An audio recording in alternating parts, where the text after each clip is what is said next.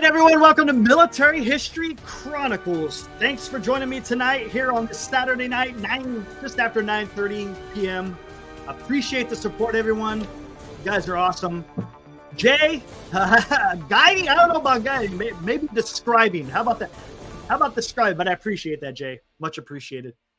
Yeah, crazy stuff going on. When I put up the show, the news hadn't been released talking about what was going on in Israel, but that's something we're definitely going to have to hit on. Israel decided to take preemptive action in the northern part of Israel. Just to give you an idea of what's going on here, I brought up the UA map. Don't mind the ads. The ads are a pain in the ass, but here we are. This is the northern part of Israel. This is what's in question right now. Of course, Lebanon is right up here. This is the area where Hezbollah is in control of this area. Well, I shouldn't say in control. They are the agitators to Israel up here in the north. And Israel had received some information that they were going to launch their attack against Israel. And the IDF decided to take matters in their own hands and preemptively strike Hezbollah positions that had those missiles and also drones, I believe, if I'm not mistaken, it was being used.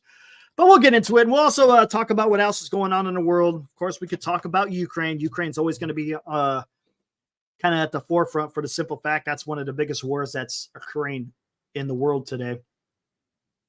I'll take questions from you guys in the chat. If you guys have anything you want me to try to look up or talk about, we'll get into it if I can. I'll try to do my best. So let's see what happens. Anyways, like I said, Israel decided to preemptively attack. We'll get into some Twitter stuff here. Like I said, take it for a grain of salt with Twitter. Only thing I like about Twitter is it's instantaneous. Is it fully vetted and whatever? No, not necessarily. People, of course, put their own opinions. But when you get photos coming out of here like this, it's pretty cool. They're showing the nonstop strikes on Hezbollah continue in multiple locations. Supposedly, there was a couple of waves that were conducted. I'm talking about the airstrikes from the Israelis against Hezbollah positions. There's a bunch of information in here. Matter of fact, here, let's turn on some. This is a drone that impacted a highway near Israel. Boom. So it just flew out and just hit something that didn't matter. You could hear the jets in the noise or in the background. Let's see. Defender, he reposted this. Worth noting, Israeli political and military leadership are reportedly gathered at the IDF headquarters in Tel Aviv, not at the National Management Center bunker in Jerusalem. The NMC has not been used during the current war. Again, it's a more hardened facility. So if they feel like it's going to be something more ominous, they'll move to that bunker. Let's see. I can't read Hebrew. IDF spokesman, Ben Gurion Airport will open again at 7 a.m. for all air traffic. So again, this is more newer information. Whole bunch of stuff was coming off. Was being what do you want to call, being alerted to. It was like about a half hour before I came on Giant Sports Talk Live, and during Sports Talk Live, there was a bunch of information, but this is more of the recent stuff. White House National Security Council spokeswoman, President Biden is closely following events in Israel and Lebanon. He engaged with his national security team throughout the evening under his guidance. Senior U.S. officials are in constant contact with their Israeli counterparts. We will continue to support Israel's right to self-defense and continue to work for regional stability. Okay. Yeah, sure. Anyways, Jonathan Schanzer, when Israel struck first, it struck Hezbollah rockets that were aimed at Tel Aviv and were set to fire. In other words, supposedly, I think it's in here a little bit. Hezbollah was supposed to attack Israel around 5 a.m. I don't know how they found that information, but supposedly that's what it was. Got a couple of helicopters in the air. Those are Apaches. I'm sure they probably were part of the attack on Hezbollah positions. Kind of cool. See what we got here. More Hebrew. This is just their version of their defense posture. I got some intense footage of Hezbollah attacks, but I'm keeping my location under wraps for now. I'm right in the thick of this war. That's right. This guy, open source intel, he is actually lives in northern Israel. So he comes out with some really good stuff. U.S. President Joe Biden and his security team is said to be closely monitoring. We already saw that. Being quiet for 12 minutes on the Israel front. Lots of jets still heard above. Strikes reported in, I'm not even going to try it, southern Lebanon. Ben Gurion was starting to reopen. This is more helicopters. Otani. Hezbollah claims to have launched over 320 rockets and several explosive drones at northern Israel in the past few hours. In their statement, the group says they targeted 11 military bases across northern Israel. I don't think one of them hit a base in northern Israel. Hezbollah claims in the first stage of the retaliation against Israel for the assassination of Fouad Shakur to have launched 320 rockets against 11, blah, blah, blah. Hezbollah announces it has completed the first phase of its retaliation against Israel for last month's assassination of top commander. That was weak.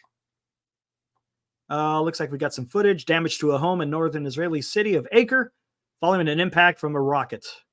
Ooh, they got lucky. Hopefully, I'm guessing they must have taken cover. An Israeli political source reports that Hezbollah's assault wanted to target strategic sites in the center of Israel. A massive attack was just successfully thwarted. You got to remember, no, not World War III. I want to be talking about, does U.S. have a warship off the coast of Lebanon? Yes, Niner Empire. I will find that. The United States Navy has a crap ton of assets in the region, both in the Eastern Mediterranean, in the Red Sea, in the Gulf of Aden, and in the Persian Gulf. We got material all over the place. What does it mean? We could talk about it. Okay, nothing big. Oh, here we go. This is some Iron Dome footage. Kind of cool. But that Iron Dome system is pretty fantastic for Israel. As you can see, all the missiles are going after projectiles being launched at northern Israel. Look at that. Pretty impressive technology, man.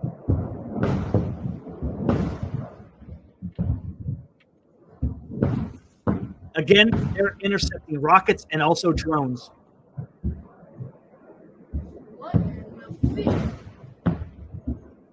Wow.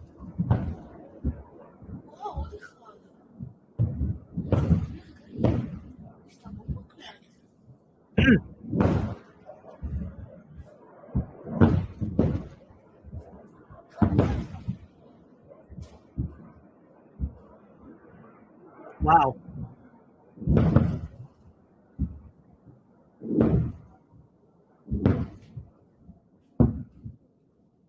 Goodness gracious. That is something. That is something. Foreign Minister Katz to dozens of foreign ministers around the world. We acted to prevent a certain attack on Israel. We will act strongly against anyone who threatens us. Support Israel. Yeah, they hit a chicken coop. Hezbollah hit a chicken coop. Some more footage of the Israeli attacks. According to Western intelligence official, Israel's preemptive strike targeted missile launchers in Lebanon that were set to fire towards Tel Aviv at 5 a.m. The official confirmed that all targeted launches were successfully destroyed, and Israel is now bracing for a strong retaliation from Hezbollah, reports the New York Times. I think the source is in here shortly. I'll get into it here in a minute, I think. Okay, here we go. This is talking to Israeli citizens, IDF spokesman. U.S. official informed Fox News that U.S. military was not involved in Israel's preemptive strikes on Hezbollah. Here we go. This is from Ronan Bergman. This is from the New York Times. Something that we already talked about. Talking about they were supposed to launch at 5 a.m. towards Tel Aviv, and they were terminated before they could launch. Okay, Channel 12, an analyst, Channel 12, they're talking about Israeli news. Hostage deal now in deep freeze. This is now we're talking about Hamas. Hamas leader Yahya Sinwar will not make a deal so long as he believes a regional war is possible. That's the outcome he wants. Again, there's been a lot of talk about in the news not that long ago, matter of fact, that there was supposed to be a hostage deal that was going to take place between Israel, United States, Qatar, and Hamas. They're going to try to work out a deal so they could get all the hostages back, have a ceasefire. Israel pushed back a little bit for the simple fact is they wanted to be able to control certain corridors within Gaza. I think they call it the Philadelphia, yeah, something like that. And there's another corridor, and I can't remember. Again, it's an area where Hamas has been able to, what do you want to say? Not transport, but they used it as a means to be able to, gosh, what do you want to call it? We'll just call it lines of communication. They're supply routes, basically. But Israel wants to overlook those areas for the simple fact is they want to thwart any other type of attack that may occur if and when Hamas decides to regroup. Who knows when that would be? Nothing big. Oh, some more. What's this? Israeli jets. That's in burner. That one is in burner. That is in burner. They're scooting. Wherever they're going, they're trying to get there fast. That's pretty cool, man. You know me, I'm an Air Force guy. I love that stuff. Ooh, what is this? I'll have to take a look at that. What happened to it? I went too far. Ooh, when is this? New attack 8 minutes ago. Nope. Rocket alert for the first time in nearly an hour. So 10 minutes ago. So it's still going on, guys. This is more Ukrainian stuff. Hezbollah stopped its fire on Israel because for the moment they are unable to continue to do so. Israel has destroyed hundreds of Hezbollah launchers. Imagine the attack size if Israel hadn't preemptively struck over 150 sites. Holy crap. Okay, that's something new. I don't know how legitimate, again, this is, but supposedly it looks like Israel struck quite a bit of sites that had launchers ready to, or I should say poised to launch against Israel. So that is something.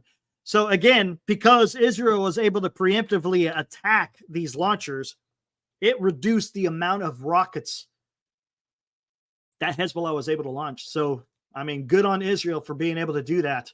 who knows what the outcome could have been if they didn't hit those launchers ahead of time. That's interesting. Israeli officials, the ball is now in Hezbollah's court in regards to any further escalation. And that was 23 minutes ago. And as we stated up here, about 12 minutes ago, they started launching missiles again. Let's see. Okay. Actually, we're all up to date, I think. Hold on. Let me just see. The state of Hezbollah right now. That's one of their drones. It got popped. Yep. Wow. According to Israeli Army radio, nearly 100 fighter jets carried out preemptive strikes on over 200 Hezbollah locations in southern Lebanon, where rockets were poised to target Tel Aviv. For now, we may have just avoided a major war between Israel and Hezbollah. It's pretty bold. It's pretty bold. Interesting. All right, guys. I don't know. What do you guys think? Is Iran going to still do their thing? I don't know, man. They were supposed to work in conjunction with Hezbollah, supposedly, in their retaliation for the assassination of what was his guy's name? The Hamas leader. Can't remember what his name was. So interesting. Sounds like Hezbollah was gonna carry out a pretty significant attack against Israel, and it has been thwarted. I got to find.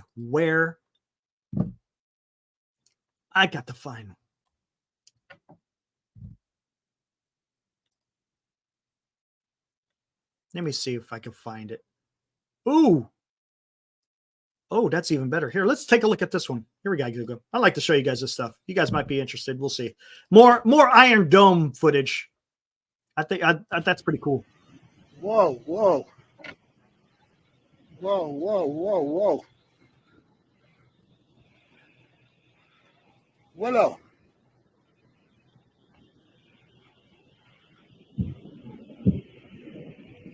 Willow. Willow. Willow. اطلعوا برا اطلعوا.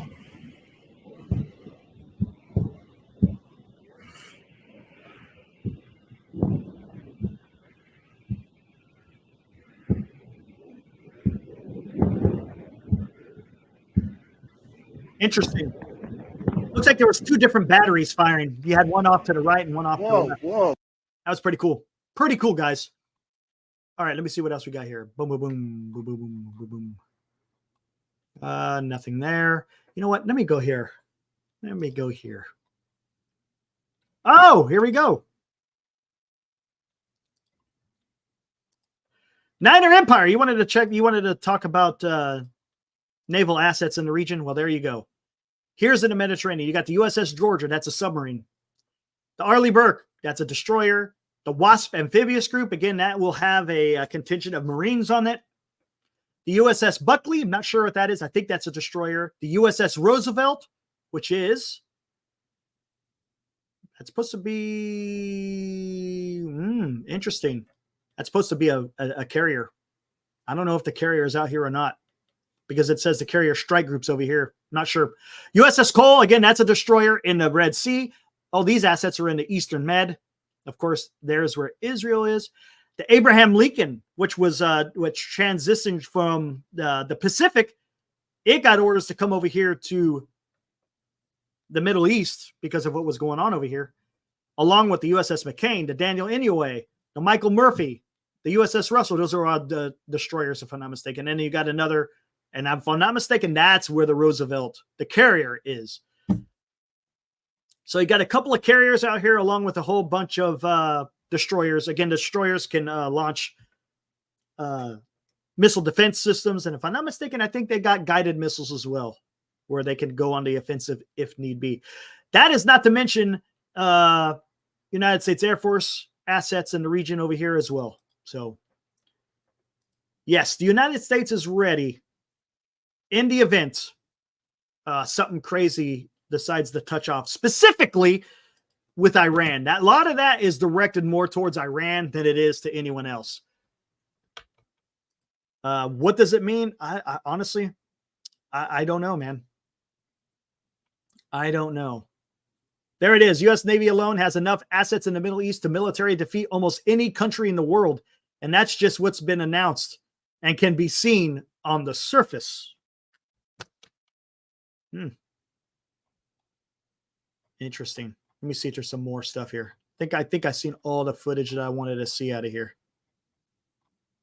Well, there's the the chief of the general staff in the war room, if you will. The people stuck at the airport because they closed the airport down for a while. Oh, look at this one. A couple of more here.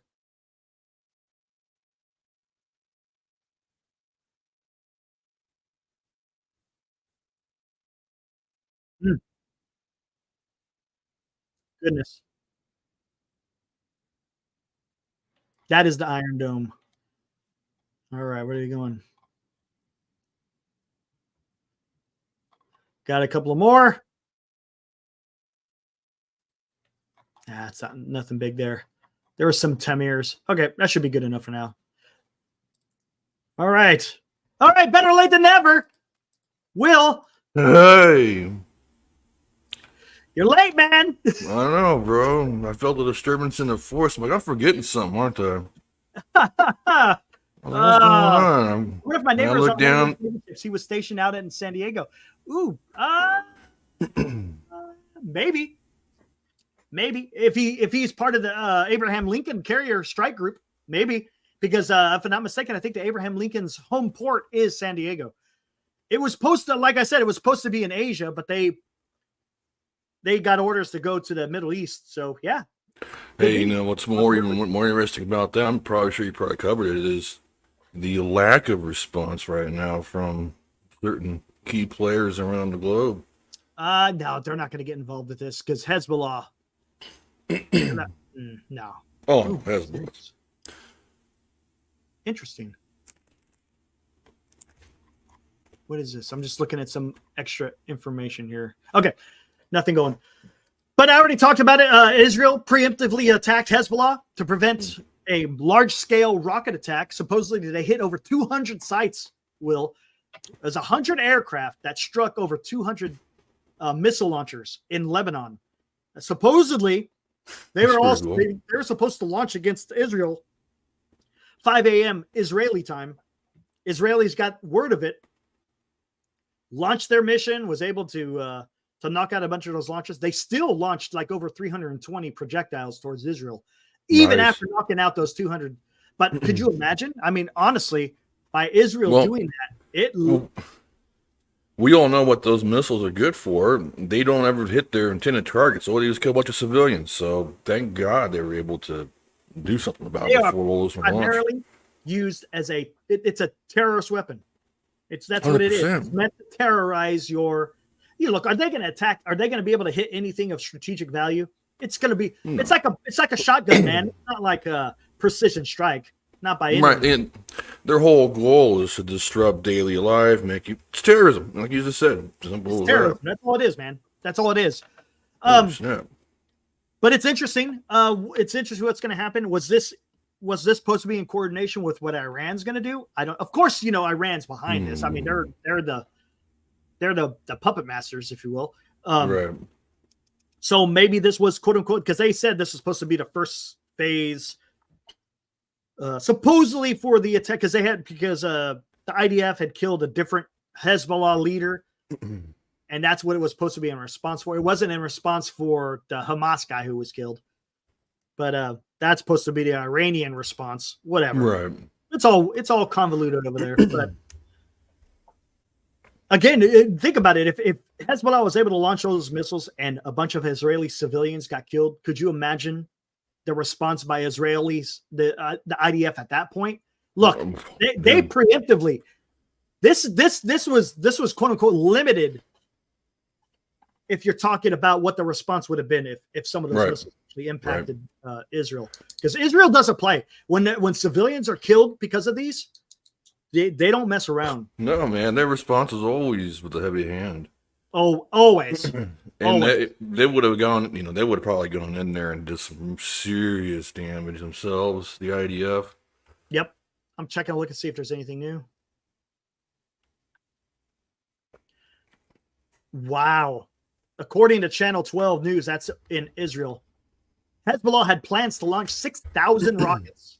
Oh my God. That's incredible, dude. Ooh, what is They this? fall on people's houses. They would have been. Yep. Oh, it's still going. Oh, hey, what's up, Cryptic? Nah, I ain't abducted by aliens. Yeah, abducted by. Oh, wow. Look at that. Now, this is awesome. What's up, Cryptic? Check this out. An Israeli aircraft knocked out a drone. They got footage. Hey. Check this out, man. Holy crap. Ooh. That's pretty cool. And now watch, listen. I can hear that. Here comes the plane.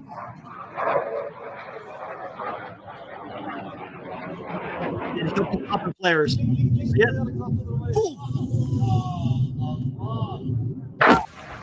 Now this is fairly recent because it's the sun's risen at this point. This was posted 3 minutes ago, and I'm pretty sure the recording probably took place not that far after. Wow. You know what I hate is when you burn the tip of your tongue. Oh, that hurts, dude. And it's like tingly afterwards, like you're missing something. Yeah, that's happened to me today.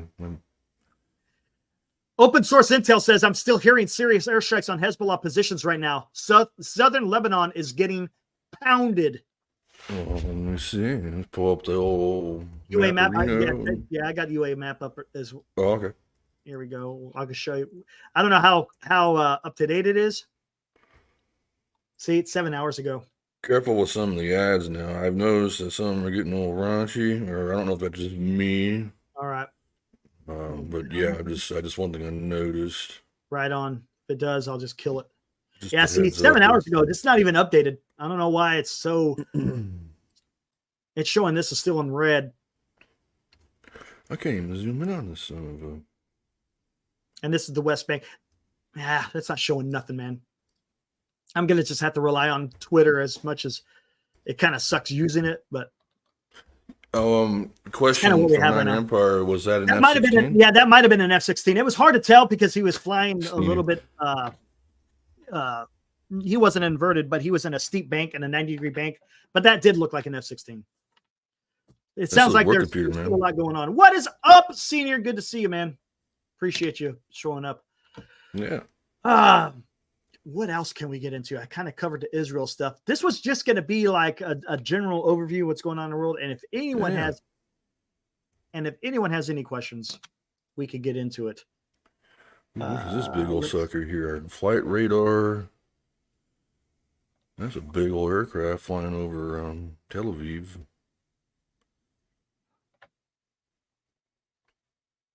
Wow.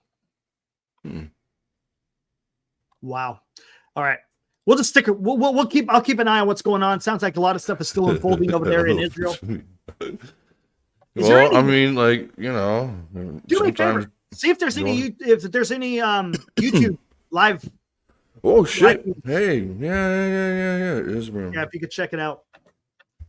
I knew it. Crap. Yeah, I might have to get into that. I hate to do that. King Trump. Come on, dude. Come on.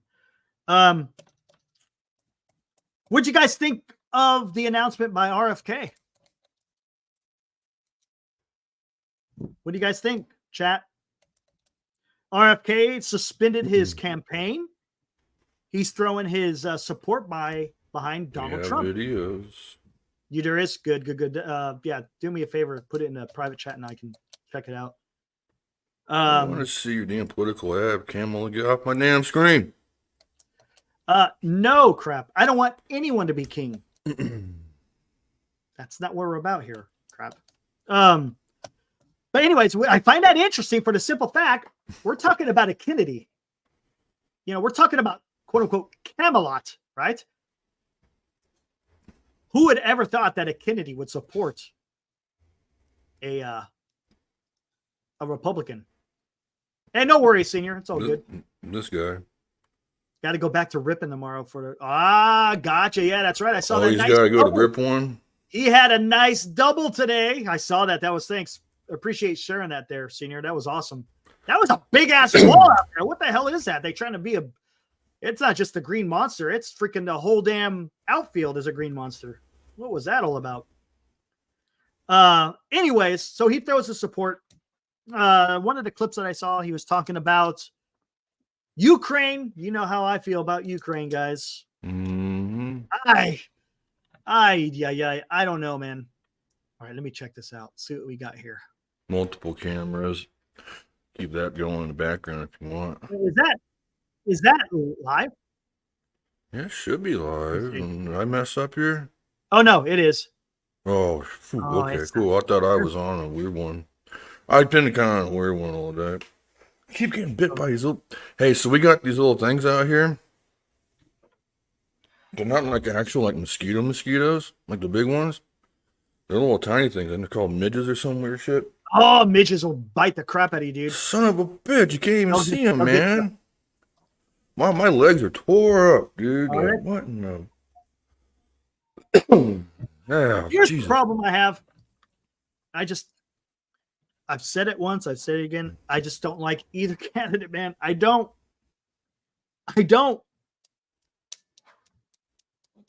It's. I said something. I can't do it, man. For neither of them. Neither of them, man. That's the. Yeah. What are you gonna do? What you're stepping in. What are you gonna do? Bitch, OG Dookie. I said the B word, man. They both suck. They do, man. They both suck. Best I could do. We saw there was writing on the wall coming from a million miles away. But... Gosh, man. Gosh. But I mean, like the alternative. Yeah, exactly. Man. I know, man. I know. Hey. What's wrong, OG Duke? You like me cussing? I apologize, homie, man. I ain't trying to rile you up or nothing. I'm a potty mouth, dude. That's just how I talk. So, hey, man, you think I'm bad on the show like this? If you see me in person, man, every other word's an F word, man. What do we got here? I hang out with construction guys, man. Those are my people, man. So that's who I be. Yeah, Camel is so. I mean, yeah, Cryptic. You just pretty much nailed it on the head. I mean, if anyway. I don't. Honestly, neither of them.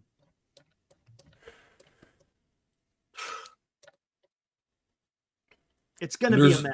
Not a whole lot inspiring. There's a new book coming out. Hold on. Let's talk about it. Hold on. Boom, boom, boom. Where is it at? Right? Hey, how was the show today? I totally missed that too. It was good. We just did an hour. Right on. I was fucking asleep, dude. What are you doing, man? Hey, man, I didn't have any fucking coffee. Oh shit! Damn it! All right, OG Duke, man. I just like, okay, how much do I got to put in the swear jar now? Because I just back to back. It was about $5. You let me know, OG Duke. Well, I'll start. All right, here we go, guys. Here we go. All right, okay. I'll start a fund for you, OG. I'll start a fund, and then at the end, hey, that'd be kind of cool. And then at the end of the month, maybe I'll donate it or something. Maybe go buy some. I see what you're saying. Yeah, I saw that. There's more than just you guys in here. The guy who formed Telegram, he got arrested in France. All right, here we go. Take over. You got 13 other people watching, or 14 other people watching, guys. Yeah, what's up? Appreciate everyone showing up. Appreciate it, guys. Here we go. HR McMaster, guys, fantastic. Yes, we do, OG. Every other word. This guy used to be the former national security advisor to President Trump. He's got a new book coming out August 27th, At War with Ourselves. My tour in the Trump White House. Again, this guy's a retired lieutenant general, United States Army.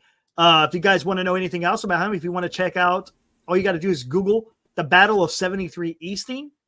The guy, he was in charge of a tank. What do they call that? A squadron for tanks? He was a PL, so he would be a platoon leader. So I thought it was more. He was a PL for 4 tanks or 3 tanks. Gotcha. He was a platoon leader for 4 tanks. Okay, we'll have to. That's something we could talk about. Matter of fact, we might get into it tonight. Anyways, here, let's take a listen. It's a pleasure to introduce At War with Ourselves, my tour of duty in the Trump White House. And what I'm hoping the book will do is help Americans understand better that critical year in the Trump administration when I think we worked together to effect some really important and long overdue shifts in American foreign policy. I hope what readers will glean from the book is a better understanding of what it's like to be a national security advisor, what it was like to serve in the Trump White House. But I also hope that it will help Americans understand better how the vitriol in our domestic politics is not only bad for our psyche, but it also undermines our ability to govern effectively. It's a pleasure to introduce. There you go. Couldn't say it any better. Couldn't say it any better. I posted a link in the chat to a really good documentary on said, man, that whole battle, the way it went down. Whoa, man, you talk about some impeccable timing. Ooh. Right on, Hope. Appreciate your opinion, man. What is up? No, don't worry about that. That's just the chat, man. Don't worry about that. It's all good. It's all good. Everyone could have their own. Oh man, like you just heard us go. We don't care for either one, man. Like it is what it is. Okay, what else we got here? But we're not gonna you can have your own opinion, dude. Where the heck did you just see that? Oh, don't let that sway you from participating. Is he? Let me hear. Can I hear? How do I just think when you got 2 candidates like that, period, that's just a sign of the times of like, whoa, what in the hell's going on with this country? You know what I mean? I mean, you guys get it. Yeah. Yeah, exactly, Cryptid. He's live right now. That's pretty awesome. All right, where are we at now? Where are we at? Who's live? Oh no! Open source intel. Open source intel guy I follow on Twitter. Pretty good. He's actually he actually lives in northern Israel. Oh shit! There was a damn thing in here. I gotta find it. Son of a gun! It was so long ago though. Hey Shardo, how you doing, man? What's up, Shardo?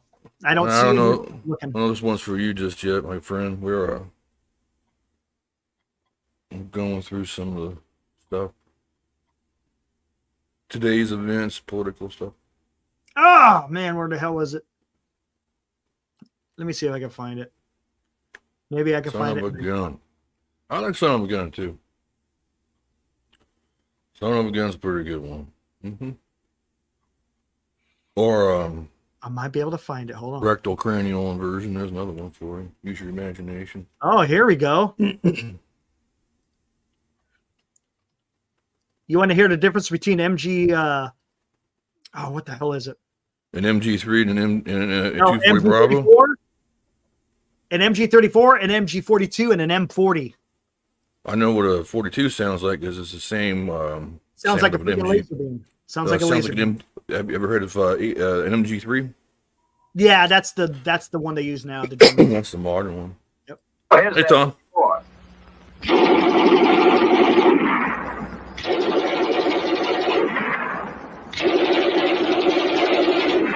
42. That's what I'm used to hearing sometimes. And here's their Schmeiser.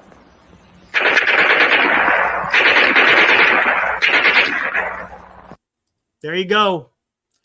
Now, if there was a World War II veteran who served in the European theater, they know exactly what those sounds are all about. 100%. The MP40, what was it? That was a 9mm Parabellum, I think. Yeah, submachine gun. Exactly. But that What's going on, MG42. Shardol? Ooh, what's up, Shardol? What are you doing, man? Okay, I'm gonna find this. You spamming the chat now, dude. What's going on with you? I'm gonna find this. You already said hi like a million times, homie. Where is it at? Yeah, take OG's. Oh man, Shardol, hold on, man. Just let's do a thing for a second. And no offense to you, my friend. We just. How about this? As I'm looking for this, I'll keep showing some cool stuff. Here we go. Oh, did you get my Your video or your song? Yeah, that was pretty good, man. okay. Pretty good. Hey, what's up, Audie? Did you guys ever play? Did you guys play the other one? Whoops! Yeah. They got a little bit of sand in their eyes.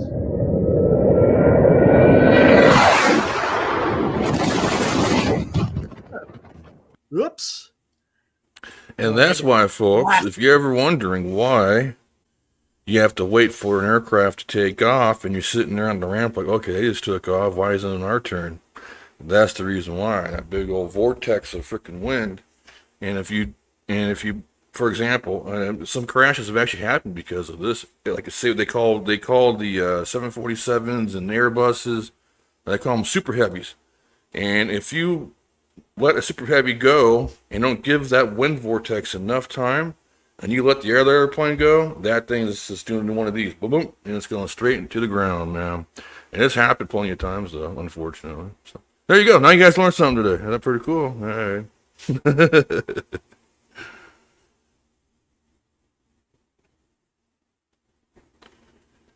I was being a goofball.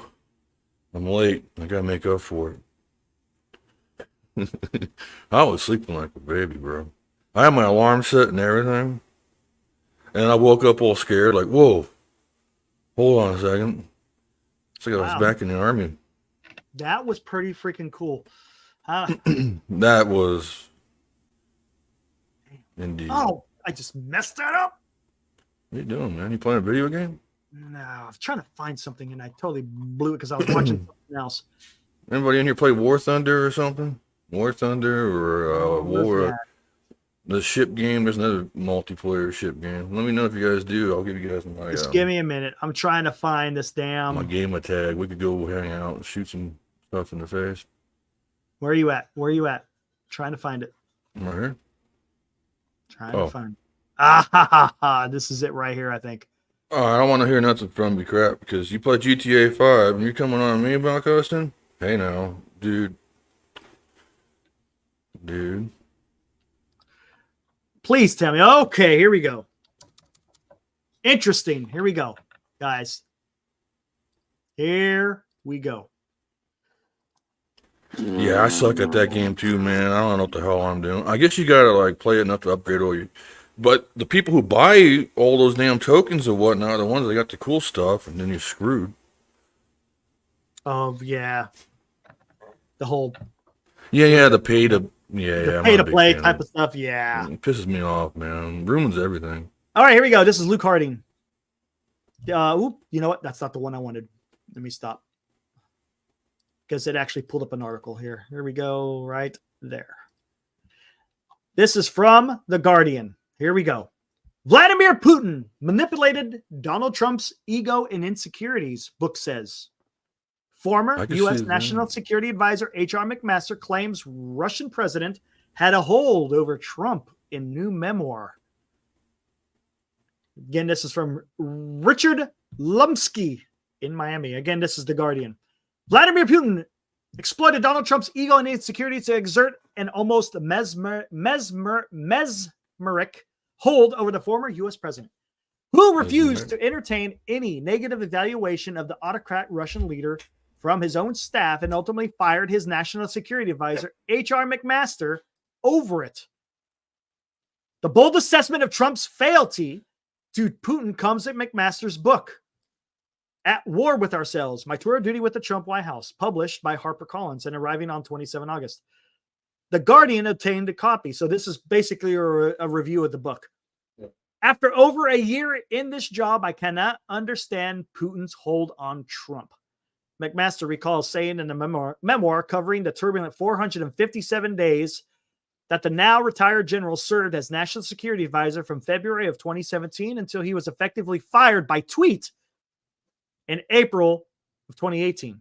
Mm-hmm. The comment to McMaster's wife, Katie, came in the aftermath of the poisoning in the UK by Putin's agents of Sergei Skripal, Russian former intelligence officer, and his daughter in March of 2018. Again, this is the title. This is the cover of the book right here. Right.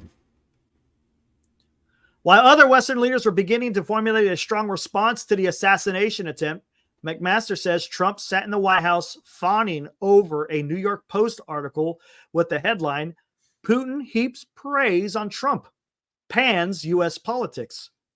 Trump, according to the book, wrote an appreciative note to the article on the article with a black Sharpie and asked McMaster to get the clipping to Putin. I was certain that Putin would use Trump's annotated clippings to embarrass him and provide cover for the attack, McMaster writes. He had handed the note to the White House office of the staff secretary, which handles Oval Office communications. Later, as evidence mounted that the Kremlin and very likely Putin himself had ordered the Norwegian attack on Skripal, I told him not to send it. This is McMaster talking. In reality, McMaster says Putin's apparent simpering over Trump was a calculated effort by the Russian leader to exploit the president and drive a wedge between him and hawkish advisors in Washington, D.C., such as McMaster, urging the U.S. take a harder line with the Kremlin. That's what McMaster advocated. A harder line with the Kremlin. Putin, a ruthless former KGB operator, not to mention a colonel, played to Trump's ego and insecurities with flattery, McMaster writes. Putin had described Trump as a very outstanding person, talented, without any doubt, and Trump had revealed his vulnerability to this approach, his affinity for strongmen, and his belief that he alone could forge a good relationship with Putin. Like his predecessors, George W. Bush and Barack Obama, Trump was overconfident in his ability to improve relations with the dictator in the Kremlin. Yes, numerous presidents have fallen into that folly of thinking that you can, quote unquote, foster some type of relationship with Putin.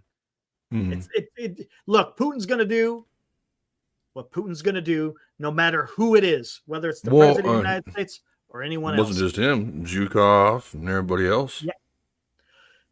The fact that most foreign policy experts in Washington advocated for a tough approach to the Kremlin seemed only to drive the president to the opposite approach. McMaster describes how Trump became obsessed by the Mueller report into Russian meddling in 2016 presidential election to the point that discussions of Putin and Russia were difficult to have, which I can understand, right? Right. You can understand that having a discussion with the president during that time when he was being investigated, that it's probably not going to go over very well because of the pressure. He says Trump connected all topics involving Russia to the report and allegations by Democrats and other opponents that his campaign and Trump personally had colluded with Russia's disinformation campaign to swing the election. All right, here we go. I just want to get into what McMaster is talking about here. Because this is getting into... Okay. When McMaster observed at a security conference in February 2018 in Munich that Mueller had indicted more than a dozen Russian agents for election interference, Trump tweeted a snarky response that the general had failed to point out that the election result had not been changed or affected by Russian efforts. It was one of the number of broadsides from Trump that signified an increasingly fractured relationship with McMaster. Again, at that time, he was serving him as the national security advisor. Almost all over Russia that resulted in his ouster barely a month later. On Putin in Russia, I had been swimming upstream with the president from the beginning, writes McMaster, whose successor as national security advisor, John Bolton, also ended up falling out with the president and went on to become one of numerous former administration officials to condemn Trump's re-election effort. It says McMaster recalls another episode in which he was castigated by Trump at a July 2017 summit in Hamburg, Germany, which became famous for what The Guardian described at the time as a budding bromance between the U.S. and Russian leaders as they spent hours locked in private conversation. My basic message during the final prep meeting at the Hamburg Messe Convention Center was, do not be a chump, McMaster writes, noting that he told the president what Putin sought, including the U.S. to abandon Ukraine and withdraw U.S. forces from Syria and Afghanistan, which Trump later ordered. I told Trump how Putin had duped Bush and Obama. Mr. President, he is the best liar in the world.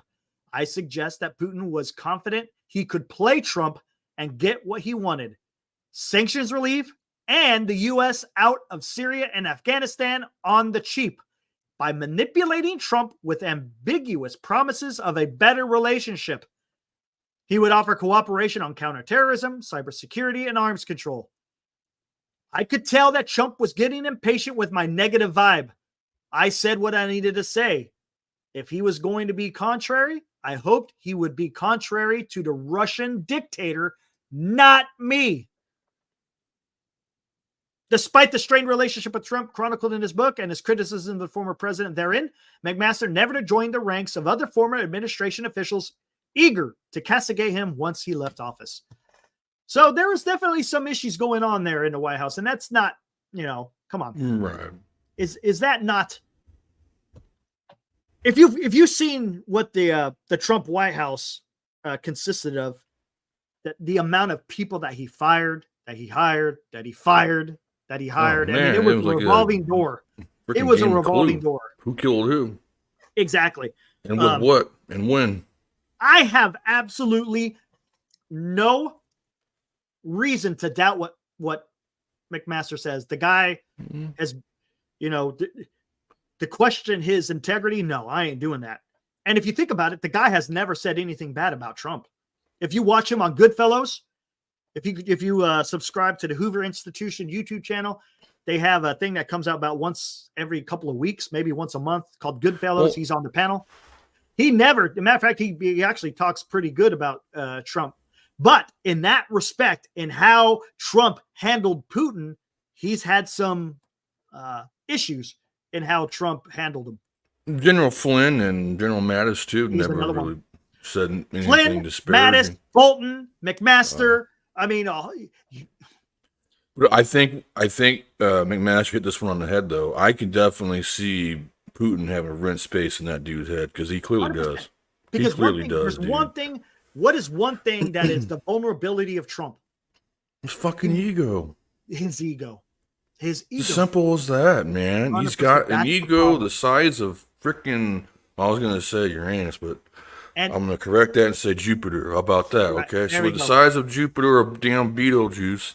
And man, you come after that. Hey, man, you got him. You got him. He's a very simple individual to figure out. I mean, he got where he was because he was very heavy-handed with using the legal system when it comes to business. But other than that, I don't think he's that good of a business guy, to be honest with you, just based on that alone. I've heard stories about his business dealings, and it's not pretty. It's nothing pretty. I deal in M&A and all that, in mergers and acquisitions. I deal in negotiation every freaking day. The last thing you can be is some egomaniac weirdo.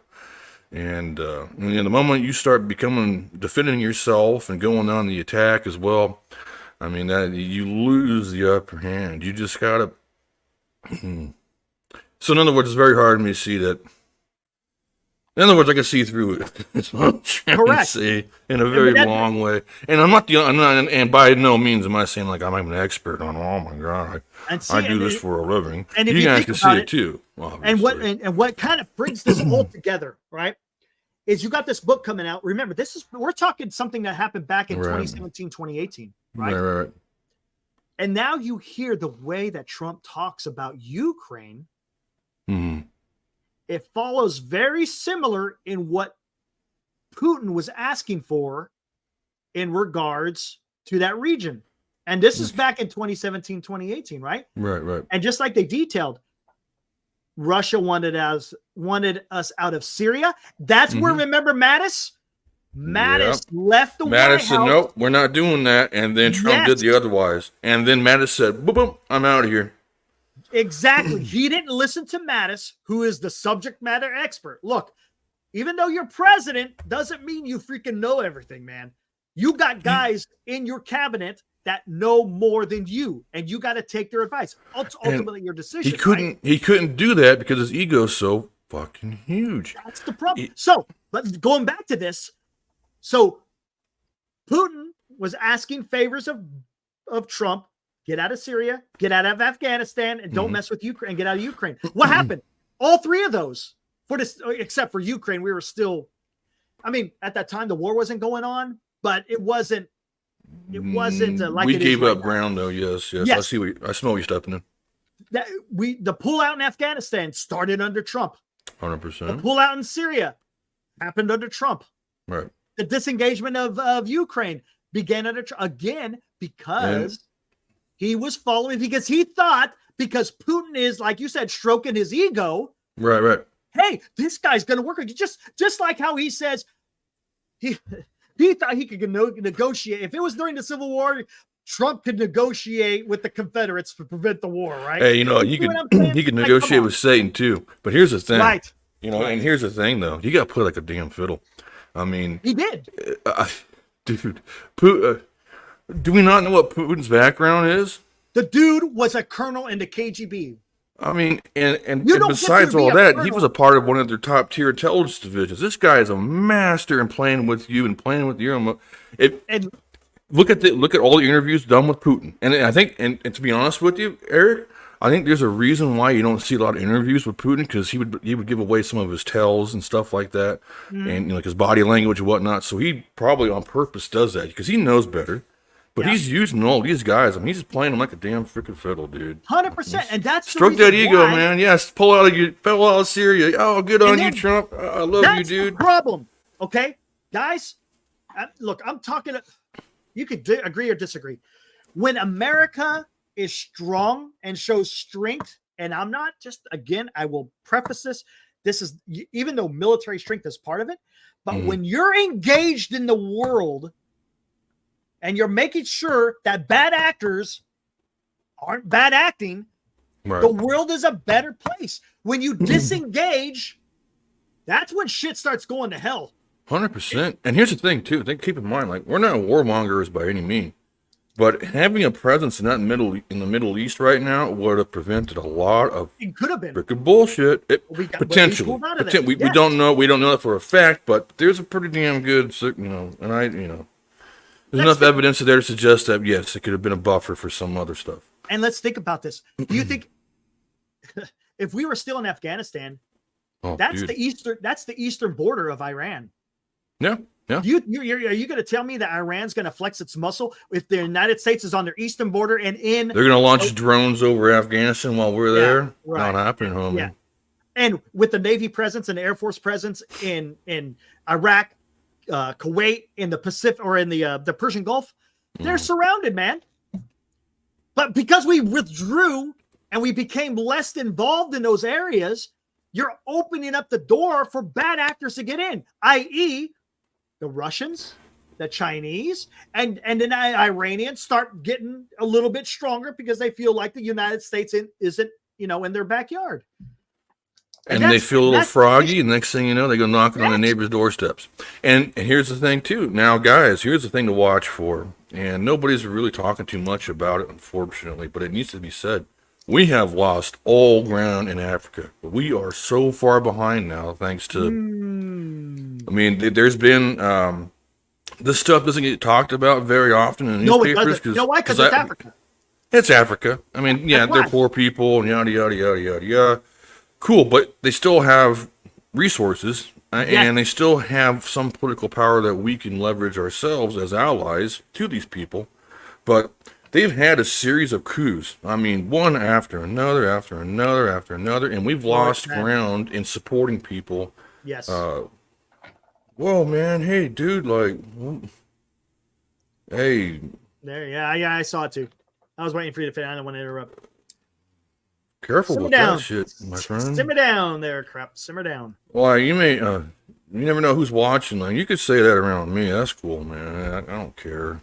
But just be careful, dude. My family watches this too, and they're Japanese, man. So, but anyways, so we've lost so much ground, especially in Mali. My God, and then we've lost so much ground that the Al Qaeda, of all things, here comes Al Qaeda coming back again. They come back. They make a big more. Hey, but and I sent you that video. Did you see any Africans in that video? They were all Middle Eastern, man. I know. Dude, they're putting their footholds in now, and my God. You want to see a terrorist nation? You're about to see one when it comes to Africa, man. They'll become a... Now, kind of going 90s back... Libya was like that. Yeah. Anyways. Like, to go back, we're talking about Trump and some of the mistakes that he may have made. But look, when the Biden administration, they didn't make it any better. They threw gasoline on the fire.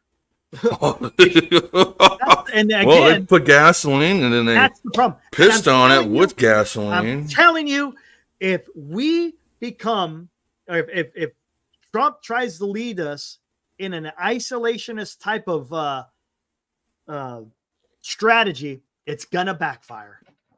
If we have to do the opposite, we got to become more involved in certain areas of the world. Look, does it mean that we have to go? Fucking Audie. You wanna talk? Love you, dude. No, you're good, man. I like you. What is up, Audie? How do I say it? You just have to be involved. You have to be. And like a lot of people say, "Oh, we got to spend money in this country." I get it. I understand. But guess what? Here's how you do that. We're the United States of America, guys. Well, here's how you do all I keep that. going back to that. We're the richest country in the world. Well, so here's an idea, and here's food for thought, and this is so original, I know, but check it out. We can't afford to be an isolationist, and again, this is not warmongering. It's just called being a superpower if we're going to do. And with that, supply jobs, build up your defense forces, get more contracts, get more Northrop Grumman guys, get more all that fun stuff. And you can build up your economy from within just doing that alone. Is that not a good thing? 100%. Hey, the arsenal of democracy. Remember that?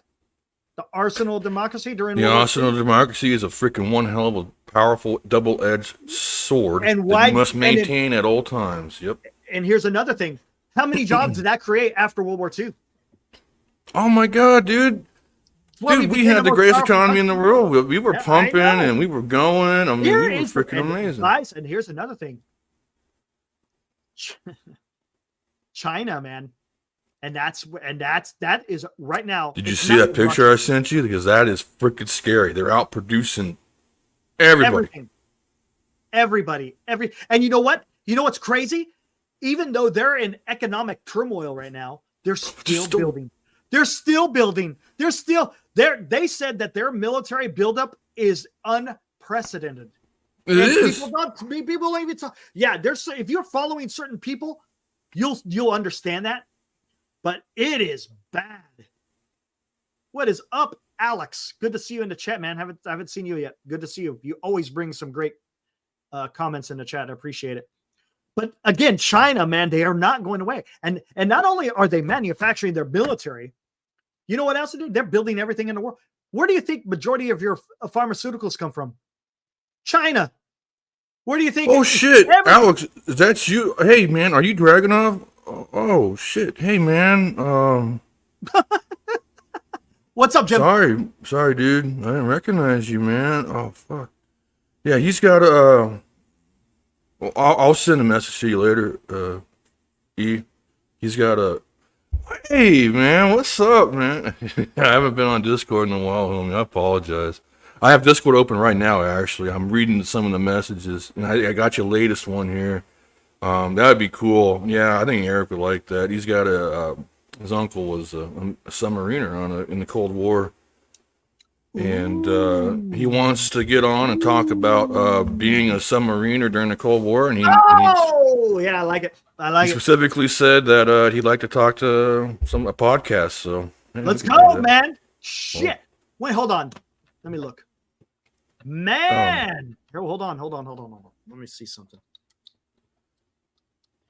When I can knew do- you knew me too well, Alex. I knew. Okay. I love you guys, man. Gotta look at the schedule here. What are we in for? We don't have a. Alex knows me from a veteran Discord that him and I are both in. You know what? I think Glenn, can you? For some reason, he said he can't see the chat because he's watching. I know he's watching, but I've looked in my damn. He's not banned. You don't want to see my booty pics? I got a big old booty, man. I'm a thick boy. Hold on. Let me get sexy on you real quick, Cryptid. I'm a thick boy. Where the hell? Okay, that was nasty. Sorry about that shit. I apologize. No, he's not. I'm not seeing it. I'm not seeing him. I don't know why he can't. He said he can't. So, USS Archer. Okay, hold on. Let me find something. Man, we may have to do something on freaking because this. What's going on with you, man? Giants- You a little discombobulated, homie. I'm the one that just woke up. Giants have a day off on Monday. That's what I'm thinking. Well, they're gonna get their ass kicked by Woo tomorrow. I'm starting him in fantasy. He's gonna mow down everybody. What was it? You said the USS Archer? Yeah. I appreciate that, OG. I do what I do, man. I'm just a goofball. I'm just a big 40-year-old kid is what I am. I don't take anything seriously. Some people think I take stuff seriously sometimes, and most times I don't, man. Life is too damn short to take nothing seriously, my guys. Right on, Jim. I appreciate that. By the way, we sucked ass yesterday, dude. How the hell you tie with the... Hold on. Did you say the Archer? Yep. USS Archer? Right up there in the chat there. A bunch of different subs. USS Archer Fish and the Batfish. Archer Fish. Okay, hold on. Archer Fish. Mm-hmm. Okay. USS Archer Fish. Yep, confirmed. Okay, here we go. Let me find Archer Fish. Dude, Cryptic, don't get me started, man. But was it SSN 678? SS probably. I did ask him. Ask him. I'm just looking at this real quick. Alex SS. It was it the 311? Which one? Which SS was it, man? Was it an SSN or just an SS?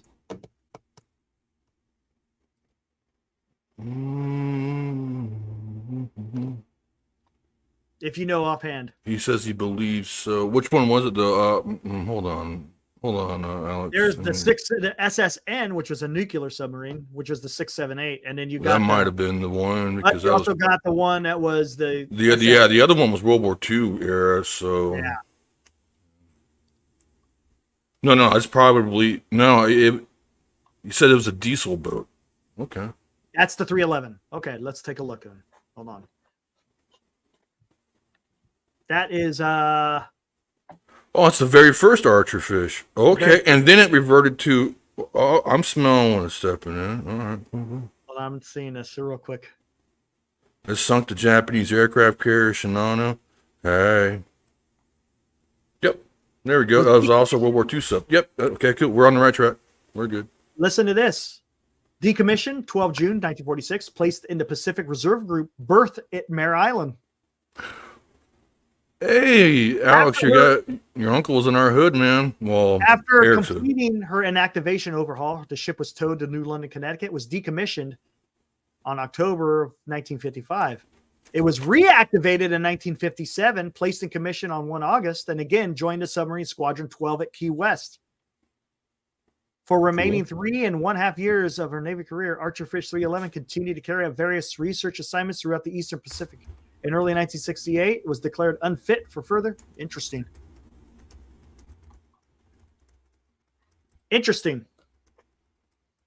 World War II sub, exactly. So you said, was it your uncle? Did he say it was his uncle? His Sorry, I uncle. don't mean to. So was your uncle? When did your uncle serve on the ship? That's what I'm trying to get to. Hey, Robert, what's going on, homie? Good to see you, dude. What's up, Robert? He I don't sent think me. he has to install and reinstall. I don't think he has to do that. I don't know why he's not able to. Oh shit! Hey, man. Okay, 1 second. We gotta. So his uncle has his own YouTube channel, and all right, I'm down with this. If he is, Wait, hey, what's the YouTube channel called? I'm gonna put it right in here. It's his YouTube channel is his name. It looks like so. Oh, okay. Christopher Vincent. Mm-hmm. Let me go check out his. That's not Robert Rothberg, dude. That's freaking Oh, Robert. he was in a Deville. bunch of them. He was on a bunch of. Interesting. Rothberg is in the East Coast there, Mr. Crap. Deauville, man. That dude. There we go. I gave him. That's our insider right there. Gave him a subscribe. Christopher Vincent. All right, Am I a Niners fan? Yeah, I am. I have to take a look at that stuff later. Yeah. Okay, where are we at now? Where the hell am I at? Oh, we were on. No, I don't understand why Glenn can't do anything on here. Retired CPO. Hey, man, much respect. That's Nice. a retired equivalent of a Yeah. CPO right there. So Yeah, senior enlisted.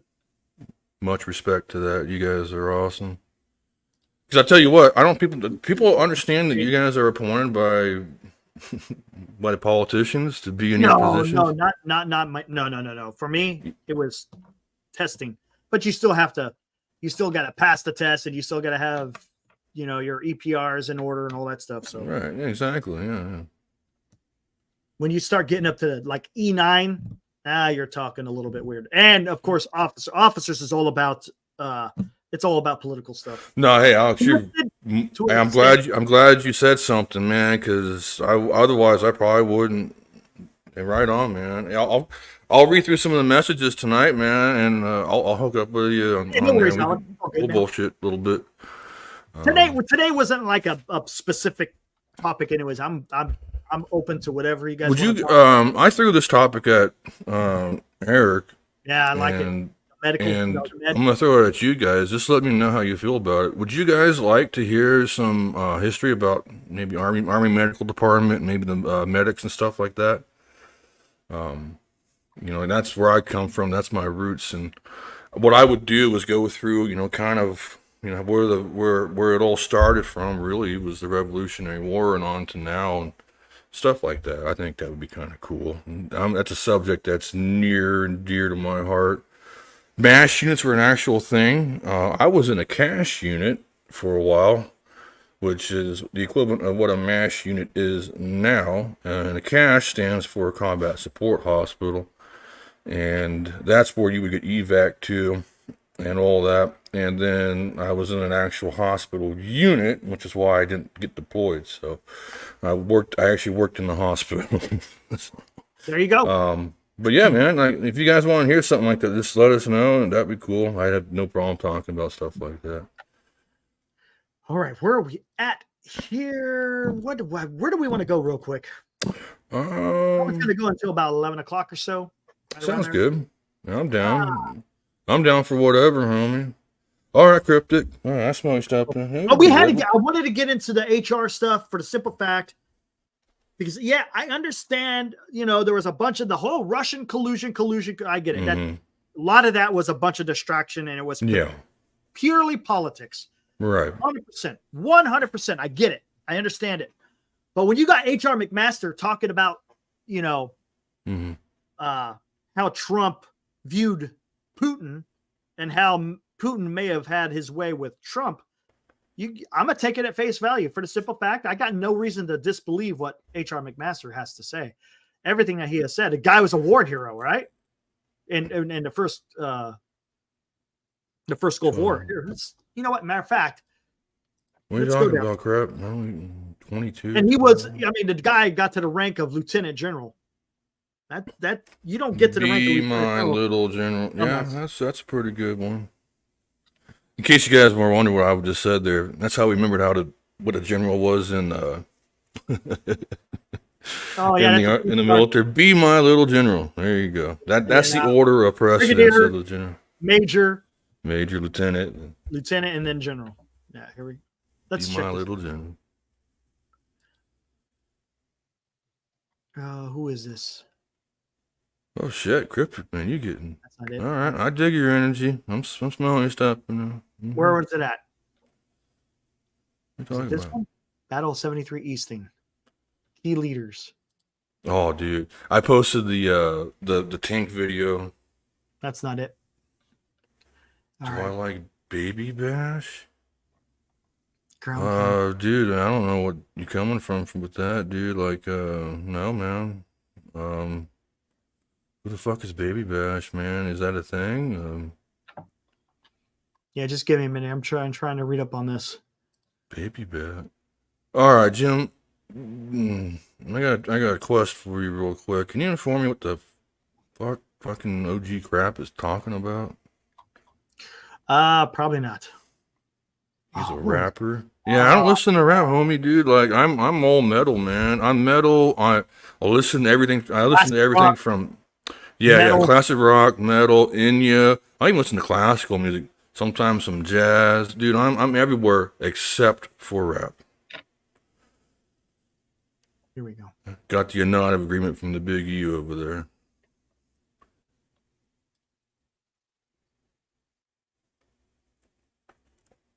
Baby Bash. Why would you call yourself that? That's strange. If I was a rapper, I'd call myself.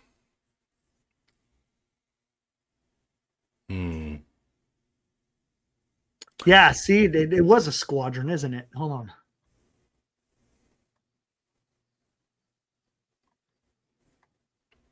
Don't argue with me. Yeah. I'm just joking. I'm just joking. No, he was a PL. He was an LT for Platoon. I think he was a captain during this, right? Wasn't he? Yeah. Why are they not showing it, man? Master. The Battle of 73 Easting. That'd be my damn rapper name. There you go, OG. How you like that one? You like them apples? Okay, here we go. Where are we at? About 1620 Eagle crested a low rise, surprised Iraqi tank company. Troop, G Troop. He was in charge of G Troop. So they called him troops back. Oh, that's right, because they're cavalry. Yeah, they were Cav. Captain McMaster leading the attack, immediately engaged position, destroying the first of 8 enemy tanks. His Big pun. His 2 tank platoons finished the rest, so he was in charge of more than just a platoon. I think a platoon, you'd be a lieutenant, right? Yeah, platoon would be a lieutenant. Captain would be a company or a battery. I guess in this case would be a troop. So there you go. Yeah. Okay, cool. Ooh. Eagle troop, right? Yeah, that's what it is. That's what he was. E troop made contact with. Let me see. G groups attacked north. Yeah, I forgot that the damn cavalry's got their own. So he was in command of 9 company. M1A1 tanks. Yep. So, 3 tanks, which each has 4 crew members. So there you go. Yeah. So they destroyed 28 tanks, 16 personnel carriers, 30 trucks in 23 minutes with no American loss. Dude was a badass. Ain't that some shit? Holy crap, man. I don't know what type of you know what? Do they have the highlights of that one documentary you and I've seen a few times? The tank battle, the greatest tank battles? Yeah, the greatest tank battle. Operation Room did a video on it. The Ground War Day 3, Great Tank Battle of 73 Easting. Let me see what this is here. It was like wow, what a quote. It was like a knife fight, but with tanks. Oh, man. And that's from McMaster himself. That's his quote. Say, hold on. Hey, no. Hold on. I'm not. I don't have any. Despite some people think I'm Hispanic sometimes, especially when I sit out in the sun and get a little darker. But I'm just a Japanese dude. Yeah, he holds a PhD in military history from University of North Carolina, Chapel Hill. That's what you gotta get next, man. Oh, yeah. Put the bug in your hair. I put the bug in your hair. He was an assistant professor of history at the United States Military Academy from 94 to 96. Author of Battlegrounds, The Fight to Defend the Free World, and the award-winning Dereliction of Duty. I need to get that book. Lyndon Johnson, Robert McNamara, and the Joint Chiefs of Staff, and the lies that led to Vietnam. Oh, shit. That's a heavy hitter. And now he's got that new one coming out. Oh, that's cool, Jim. You and Cryptic. I have I have a massive amount of respect for the for you Hispanics. Oh my gosh. You guys are good people. What's up, Maitland? You missed I don't know if you missed Talk a little bit what's going on in the northern part of Israel. Yeah, what do you think I was, OG? What the frick, man? That's why I said don't talk about that one word there, man. You don't bother me none. Just be careful. Somebody in the chat might be a little offended. That's like saying the N-word, man. No, you're good. Don't take it too bad. Just looking at more stuff. Nothing new going on in northern Israel. It sounds like it's all pretty much done. Done and dusted now. Yeah, probably done. Yeah, I think dusted. it's all over with now. All right. Well, what else do we got going on? We kind of touched a little bit on Ukraine. We touched a bit on no, amigo. Trump and Putin with Master. That new book. I'm looking forward to getting that book. At War with Ourselves. So that should be really good. I do want to get that Vietnam book one though. I'm a damn gringo, Cryptic. I'm a gringo. I could be incognito. Yeah, I could be incognito. I speak enough Spanish, I think. Hola, way. Un cerveza, por favor. There you go. That's pretty cool, huh? That was the whitest sounding Spanish I've ever heard in my entire life, Will. Fucking guy, man. Uno cerveza, por favor. Wait, no, una cerveza. Oh, wait, hold on. You don't even need to put the A on there. Un cerveza, por favor. Oh, man, dude. That was good, though. Hey, at least I could say something. At least you can say it, though. I'll give you that. Yeah. No, gringo as fuck, man, but but I love you guys. I love this chat. Thank you guys. am I Mexican? That's funny, man. I am half Mexican. I got Mexican. I got Portuguese. I got Irish. Oh shit! I got a little bit of everything. You're gonna send La Migra, INS. Oh my god. Gosh. Estrella Jalisco, yeah. See, hey, now that sound happening. At least I know how to pronounce. So I'll tell you. Okay, I told Eric this. Believe it or not, the freaking Arizonans here, they can't pronounce Spanish worth of shit. So the street up the block here is called Naranja, right? That would, to me and you, would be Naranja. They call it Naranja. What in the? And then over there, they have another little town that it's supposed to be pronounced Marana, but they call it Marana. Like, what are you talking about? And it's not even them. Like, even the Mexicans pronounce it that way. So you guys need to come down here and put some fucking knowledge in these people's head. Anyway, that was my little trick. When I was stationed in Arizona, right, went to the dining facility, and they had Mexican food night. They had fajitas, a whole bunch of stuff. There was a guy ahead of me in line, right? He's going through the line. He looks at the menu. He looks at the food service person and goes, I like 2 fajitas. 2 fajitas, huh? 2 fajitas. I looked at him. I was like, fajitas? What in the hell is a fajita? I was like, dude, that's a fajita. What fajita? What the hell's a fajita? Get the hell out of here. I couldn't believe it. I've never heard. Can I tell you a story, man? Hold on. Let me think about this one for a second. Nuts. Fajitas. Okay. Oh, man. Yeah, okay, let's go for it. You gotta think about it, forget it. Yeah, because it had to do with ethnic food night. Yeah, let's not even go there. Okay, yeah. Okay, yeah. Fried chicken, watermelon.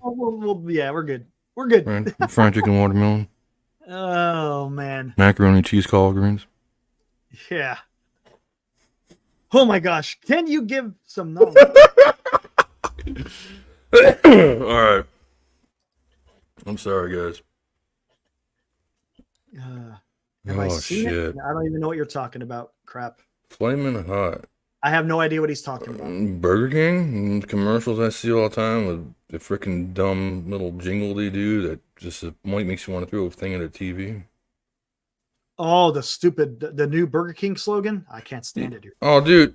So. We're getting way off topic. I don't want to go down Holy that. shit! Yeah. Okay, let's not do that. Who cares about that stuff? Where the heck? Where are we going to go with this, man? I'm trying to think off the top of my head if there's something else out there. We're kind of. No, Venezuela is kind of calm. Nothing's happening. Yeah, seems like nothing. Venezuela, that's just like. That seemed kind of like it died real quick, man. They had the massive protests. They lost, I think, 90 protesters in the violence, and that was about it. And then Russia has been, what the hell? Dude, I mean, I think they've given up. Have they given up? Do you see what Ukraine is doing against Russia with those drones? They are destroying their Air Force is going to be no more. yeah. It is absolutely incredible what Ukraine is doing against Russia. They're taking over their land. They're taking over more land. Dude, they're doing more ending. than that, man. It's not ending. They're taking it over. I mean, it is absolutely incredible what Ukraine is doing. Does it change the outcome of what's going to happen? I don't know. But it seems awfully, what do you call it? Quiet, I guess. Is that the calm before the storm? That's exactly my point. So, what is this old boy planning? I mean, what is he? I don't know, man. It doesn't sound like they're mounting here's a thought. Much of a retaliatory attack against Ukraine in their own country. Is he just waiting for an excuse to drop a nuke on somebody? Is that what's going on here? I don't know. Hey, you guys forced it on me. I'm the good guy now. You know what he's doing? I think I know what he's doing. I could be wrong. Maybe he's waiting for the election. Why? Maybe he thinks he can have more favorable terms. Oh, maybe he can mold them. Which is probably why that book's a good timing right now, actually. It's interesting. Yeah. Hmm. I don't know, man. It's a good, because I really thought that Putin was going to have a more serious response to what Ukraine was doing. And oh, dude, I thought they would have got their PP slapped a long time ago. But you know what they're doing? If you think about it, what Ukraine did was, think about it. How were they able to avoid detection? Because to launch that type of offensive, you gotta have a lot of equipment staged and ready to go. Mm-hmm. You just don't. Very strange. And then look at this. It was combined arms. They used the Air Force. Dude, it was ground forces. Of course, they didn't use no Navy, but it was maneuver. They're maneuvering, overwhelming firepower. It was pretty damn incredible. Right, yeah. Pretty damn incredible the way that they what they're doing now is still incredible. Yeah, I'm blown away by it. Every day I see something new on, their expansion, or they took over another region. Yeah. I mean, it's hey, God bless them, man. It's about time they got some comeuppance in this whole damn thing. Yeah. Let's see what we got here. But from what happens from here, though, remains to be seen. Hopefully. I hope nothing fucking weird comes from it, man. I don't know. This smells strange to me. It looks strange. I'm not saying that on the part of the Ukrainians. I'm saying that more from the Russian side, because I think just anybody who just has a brain would go, okay, Russia's going to do something. Okay, here's a question. Go for it. You think? What do you make of the restrictions the United States is putting on Ukraine and using ATACMS and HIMARS?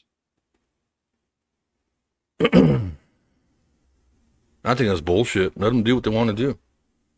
It's total war, dude. Supposedly, there's a word out there. I don't know how legitimate it is, that they're worried that it's going to escalate. But come on, how much more is it going to escalate? Well, I think they're worried about them going because too then it deep. gives an excuse for Russia. Oh, because you're supplying them. But you know what? That's Ukrainians that are using them.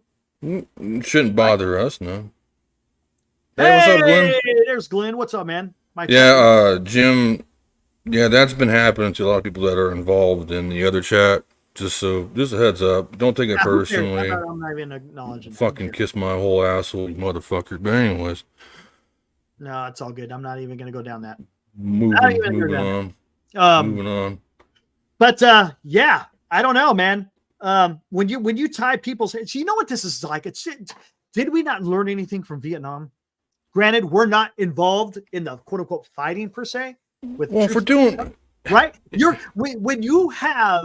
when you're dictating from an office 5,000 miles away of what a military commander can and cannot do. And what I mean by a military commander, because what you're doing is I had to do crap. If the Ukrainian army, or what is it, the Ukrainian, what do they call that? The UAR, Ukrainian Armed Forces, UAF, I think. If they are unable to employ certain weapon systems because of a political decision, no, and I understand. Look, they're not. They're not gonna.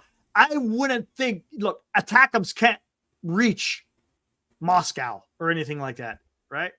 Well, HIMARS not going to reach Moscow. HIMARS is not going to reach. No. Not from Kursk. No, man. Well, I don't understand. Probably over side of another mountain or range or so, but that's about it. I don't know. I would love to get someone on here that really knows more about that than me. I'm just going by what I know from history. That's it. You know. It's, hey man, I wasn't a HIMARS. I wasn't a 13 or 14 series, man. I was 68 whiskey. I was 25 series. That's about it. Yep. I know what I know. Because HIMARS is very similar to MLRS, right? It's just not as cool. Right. What's up, Rob? Hey, we got Rob in the house. Hey, what's up, man? How you doing? Good. But yeah, that's one of the things I've seen in the news today. That's been kind of going on ever since the war started. Well, I mean, here's the thing. Like, why you want to hold them back? Why would you? I mean, at this point, look how long it took them to get F-16s.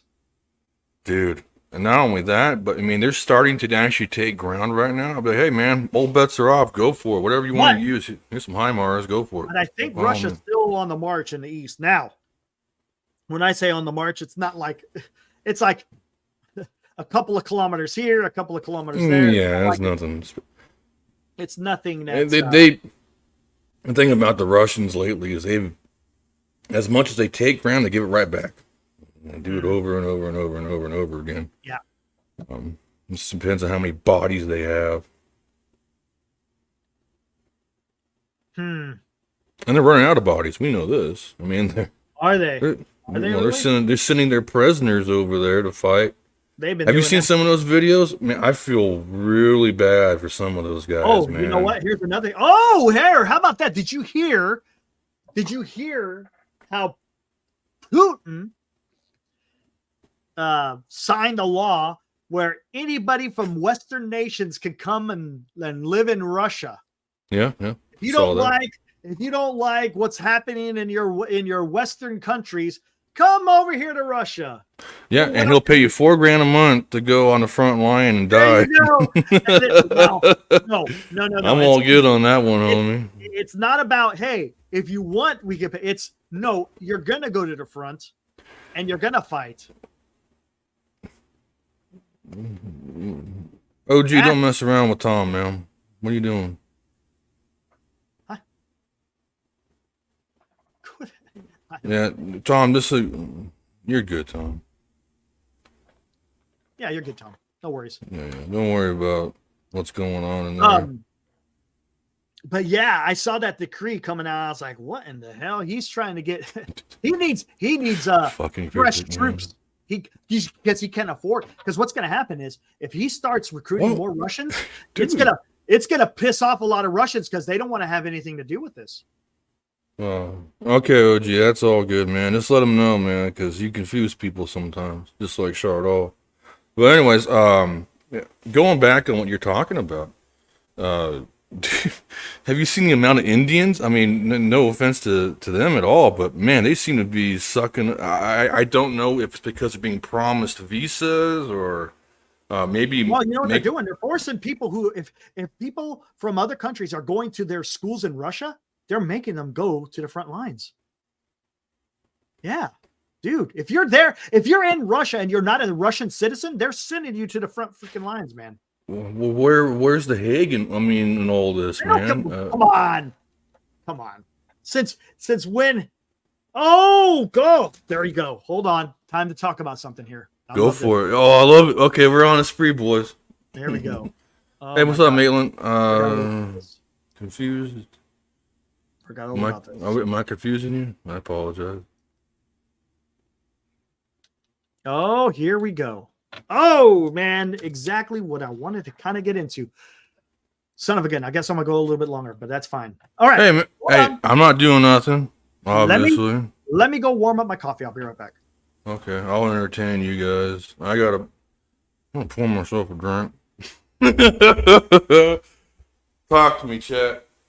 You guys want to talk about? I hope you guys still hearing me and whatnot. We're off camera. What are you confused about, Maitland? You said you were confused about something. Oh my God, I'm running out of something here, man. You guys ever get those kegs? Like those mini kegs?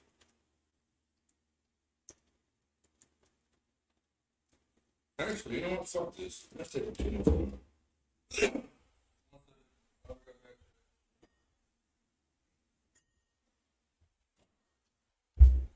Alright, here we go. Alright, who the hell is Kim?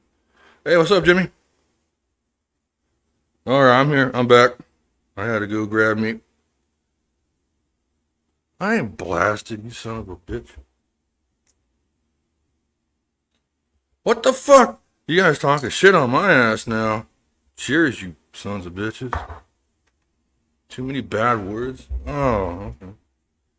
I have, no, don't ask me nothing about that, dude. That's weird.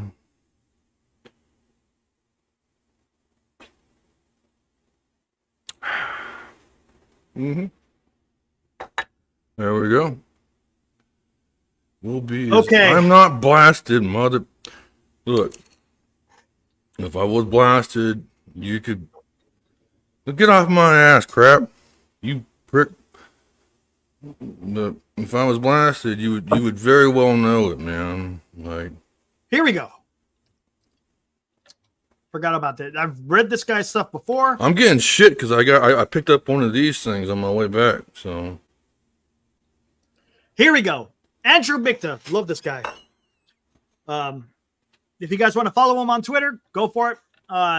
You may subscribe to what he has to say. Maybe you do, maybe you don't. That's fine. I like this because I agree with what he says about this stuff. This is good stuff. Here we go. And by the way, who is he? Let's see. Let's highlight. Director of the Scowcroft Strategy Initiative and a senior fellow at ACS Scowcroft or AC Scowcroft and the Atlantic Council. Here we go. I have written repeatedly about the threat, the axis of dictatorships, which involves, I've mentioned this before, Russia, China, Iran, and North Korea. Okay. Oh shit. Poses to the United States and its allies in multiple theaters. I'm back from Europe some 11 months now, and I worry about the lack of urgency in DC on this issue. I guess you guys understand what DC is, right? Well, I submit that the world is today more volatile than at any point since the end of the Cold War. The ongoing realignment by smaller powers we see today is laying the foundations for what are likely to become wartime coalitions. okay, so pause. Remember, guys, when I was talking about Africa? Africa. Here you go. Smaller powers becoming a coalition of others. Venezuela. You could even say Haiti and the Dominican Republic. Cuba. Definitely Cuba. Always. It's happening. The old verities of power politics are back. I also submit that the last 30 years of overseas contingency operations, global war on terrorism, etc., have not only shrunk and reformatted the U.S. military, but also reduced our defense industrial base and that of our allies to a point where we lack the capacity to produce at speed and scale. Okay. What does that Oh, mean, man. guys? What does that mean? It means we cannot manufacture, we'll just stick with military hardware. We cannot produce it quickly enough, nor enough of it. Let me give you an analogy real quick about this guy and what he's saying. Like, this is literally your mom freaking throwing all the verbal knives at you and putting everything in a nutshell for you. I mean, my God. Okay, we'll get more into this. We are not engaged in a strategic competition as the standard inside the Beltway lingo would have it. But in reality, we are in fact in phase 0 of a brewing multi-theater war. Yes. With our enemies well along in their efforts to shape the battlefield and build weapons and munitions. Yes. The so-called peace dividend. Okay, you guys ever heard of the peace dividend? Just Google it and you'll see what it's about. It has to do with there was no big wars within that 40-year period. Like, when was it? From the end of World War II all the way until, gosh, I can't remember, but they call it the peace dividend. Has lured the West into strategic slumber. Yes. And we still seem unable or unwilling to wake up to the reality of how unstable the international system has become, with imploding regional power balances and our adversaries attacking our interests. We speak in normative terms about the rules-based order. You hear that a lot. At a time when we should speak in concrete, down-to-earth language of geostrategy, geoeconomics, and hard power. Until we do, our enemies will remain convinced that the correlation of forces is shifting in their favor. Okay, that's huge. He's the guy. Every time he tweets out something like this, man, it's usually pretty spot on. We just got a blast of diamonds, man. I mean, this is stuff you and I have been talking about since the very beginning of this show. Yes, 100%, dude. Exactly, because what's happening is you got what, and especially when he's talking about the axis of dictatorships. Russia is on a wartime footing, and talking about economically and what their industry is producing. China, we talked about that earlier, what they're doing. They're building a colossal military force. North Korea is still doing their thing as far as building their military up and continuing their investments in ballistic missile technology. 100%, man. Iran, again, is on the verge of producing a nuclear warhead that could be affixed atop a ballistic missile. So you got the quote unquote axis of dictatorships who don't give a shit about the quote unquote rules based order. And they're doing what they want. And what are we here doing in the United States? What are we worried about? We're worried. We're worried about some other person's TikTok, man. You know, here's the thing. If I was in office, that very last line there, until we do, our enemies remain convinced that the correlation of forces is shifting in their favor. I'd print that sucker out and I'd slap that to my wall, right there on my mirror. Every day I go to shave, take a dump, whatever, it's right there in my face. Yeah.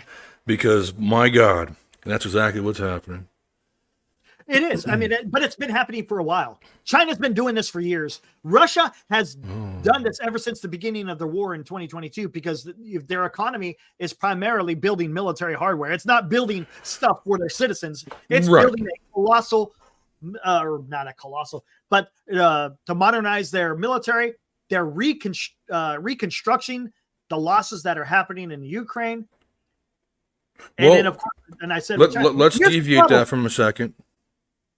because they don't have to manufacture everything. Remember, these people are gaining allies, and where we're not gaining allies. So that is de facto part of your own kind of military in some respect. We have allies, but no one's doing. Where is the buildup in the industry in the Western world? None. Right? Nothing, man. They're all in Germany. Anytime they want to make a new bomb or something, you got somebody saying, "Nope, don't do it." You know, it's Let's think about what's going on. You got internal strife in the United Kingdom. You got internal strife in France, Western Germany. Europe. There was just a massive stabbing that happened in Germany where three people were killed. There's a lot of domestic issues, and let's not even get into what's going on here in the United States domestically. But you got all these going, and you know what's happening? The bad actors are on the march, and if we're not understanding that, and if we're not taking action against it, we're gonna wake up one day and wonder what in the hell just happened. The Western world right now is more concerned about identity politics than they are the actual real enemy. As he said, the hard power. Thank you, Jesus Christ. That's what China and Russia and North Korea and Iran are doing. They're using hard power. They're not worried about, because again, they're dictatorships. So they're going to dictate what they do and don't do. But the 100%. Problem is, if you have Western nations who don't understand that and match what is happening and not be able to rectify what is happening, then nothing's going to happen. I mean, look what happened. For a perfect example, it all started under Trump about pulling out of these areas. But under Biden, look what's happened. You pulled the debacle of Afghanistan. Again, I talk about it again. You couldn't prevent Ukraine, or you couldn't prevent Russia from invading Ukraine. You're not doing anything with China in any way, shape, or form. You're not meeting the challenges that are before you because they're more worried. They're more worried about their internal polls, about where they're heading in polls, rather than what's actually happening out there in the world. Because look, am I saying that you ignore what's happening in our countries? Absolutely not. We have to understand there is problems in our own country that need to be solved. But this is the United States of America. We've taken on challenges much more difficult than that. Here's one thing too. And a lot of this race bullshit is way overblown. You teach people now that when a white guy walks across the street and sees a brown person, that he thinks that they're just X, Y, and Z. But the problem is, your eye is being diverted. Yep, that's what I was going to get to. I was going to say that exact same thing. It's taken away from the real things that are really important and are really going on. Correct. And like I said, am I saying that we have to totally ignore what's happening here in this country? Absolutely not. No, but we better understand what is going on here. And if you're going to rely on China to manufacture everything that's in your own country, dude, you better up for failure, man. That's stupid. Because what are you going to do? What are you going to do as soon as China starts invading Taiwan? What are you going to do? Sit on your fucking hands, because that's all you can do at that point. Because you're beholden to them, man. That's all you can do at that point, man. What do we manufacture in this freaking country? We don't manufacture shit. And then here's the other thing. So so you guys, I don't want to hear anything. Yeah, go Eric. I don't want to hear anything from Trump talking about we're gonna have manufacturing again in the United States. No, we're not. That's a bunch of bullshit. That ain't happening, man. And it's pissing me off. Sorry, Chris. Because they sit there and they talk and they yap, but nothing's getting done. Tell me where's any kind of manufacturing happening in the United States? Tell me. Well, it's not happening anymore. Freaking, I'll tell you. Point me to SpaceX and Tesla. Yeah, they're doing it. But what else are they manufacturing? Like heavy industry. Well, did you see that thing I sent you about a few days ago, maybe about a week ago? They actually shut down manufacturing for the microprocessors? What in the hell are we thinking? What are we doing? I don't. Look, you know what else is going? Did you know that the United States military, the Navy, has to find a contractor to remove the pier from Gaza because we don't have enough. We don't have enough personnel the stupid ass pier that they spent. Yeah. That dumb thing made out of like freaking dairy stacks, the milk cartons. $230 million. They spent $230 million for milk cartons. on an Right on. artificial pier off of the coast of Gaza to help to offset the misery that the Gazans are feeling. Guess what? It was operational for 20 days and it's done. It's over. It's not even existent no more. And the Navy can't even bring that material back because they don't have enough manpower to do it. They have to decommission a bunch of supply ships from the Navy because, again, there's a shortage in manpower. So what are we doing here, guys? What are we doing? We can't manufacture nothing. We're sending Ukraine a whole bunch of stuff, which I agree. But what are we doing to replenish that? And not only replenish it, but what are we doing to make it even stronger? Because guess who's watching what's everything that's going on? The rest of the world. But here's the other thing, too. Think about it like this. Man, California is a great example of this. California just recently, in the last couple of months, lost Tesla, and they also lost Chevron. They're going to frickin' Texas. The next step after that, probably going to China. So I want to be surprised. I mean, like, dude, I don't want to hear this talk of manufacturing because it's not going to happen. Guaranteed, it's not going to happen. No. Something can. Unfortunately, this is the problem with I'll say this country today is there's no proactivity. It's all reactionary. All reactionary. And here's the other thing. Something catastrophic happens. Does anything get done? Well, here's the other thing too, man. So they want to rate, okay, we're going to give people a working wage when it comes to flipping burgers. Okay, cool. How much you bring back manufacturing jobs? A lot of those were. I mean, you know how many times have we heard in our lifetime from our own parents and our grandparents where somebody in the family spent 20 plus freaking years putting A to B or a bolt into a hole, and that was their damn job, and that was an important job for America in the long run. How many of those stories have we heard? We don't have those jobs anymore, so there's this massive void of people who. Because you know what? Everyone's too damn comfortable. Fucking A. I mean, Thank you. I mean, that's, yeah. And here's another thing, and that's another reason why we might have succeeded in World War II. Remember, we just recovered from the Great Depression at that time. People understood what it meant. They were starving, man. They were eating. I remember hearing stories from my grandfather. They would ketchup and cardboard and shit. You know what else the citizenry did during World War II? They sacrificed. There was gas rationing. You couldn't go buy tires for your car. Yep. There was a whole bunch of things. And grain rations. You know what? And no one got up in arms over it. They supported it because they understood there's bigger things out there that need to be taken care of. I can sacrifice for a little while. Not to mention, it's not like it wasn't a Great Depression that happened just about 10 years before that. But come on. This is the problem, is no one wants to make the hard decisions. No one wants to sacrifice. There's no sense of something for the greater good, if you will. There's none of that right now that's going on. It's all about me, selfishness. That's all it is in this world today. That's the wrong train of thought there, crap. And the people who understand that it's not about that are the dictatorships.